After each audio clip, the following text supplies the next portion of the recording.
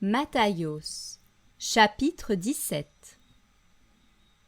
Et 6 jours après, Yehoshua prend Pétros et Yaakov et son frère Yohanan, et les mène à l'écart sur une haute montagne. Et il fut transfiguré en leur présence, son visage resplendit comme le soleil, et ses vêtements devinrent blancs comme la lumière. Et voici, Moshe et Élia leur apparurent, s'entretenant avec lui.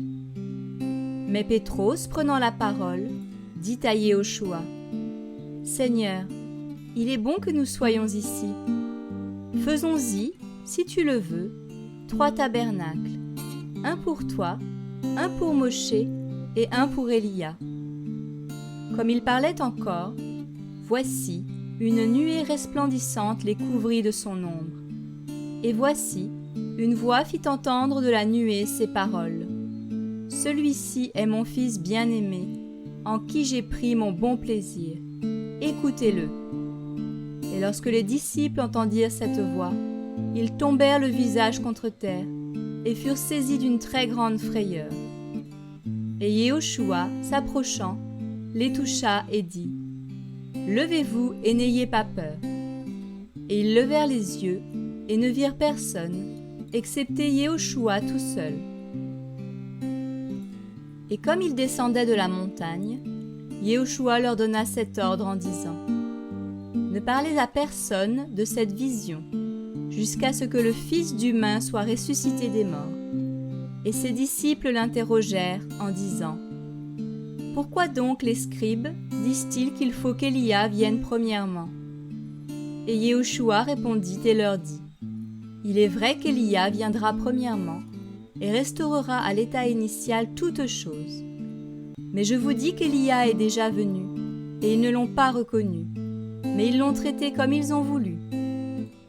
De même, le Fils d'humain doit souffrir aussi de leur part. » Alors les disciples comprirent que c'était de Yohanan le Baptiste qu'il leur parlait. Et quand ils furent arrivés près de la foule, un homme s'approcha de lui et, tombant à genoux devant lui, dit : « Seigneur, aie pitié de mon fils qui est lunatique et misérablement affligé, car il tombe souvent dans le feu et souvent dans l'eau. Et je l'ai présenté à tes disciples, mais ils n'ont pas pu le guérir. » Et Yehoshua répondit et dit : « Ô génération incrédule et déformée, jusqu'à quand serai-je avec vous? Jusqu'à quand vous supporterai-je?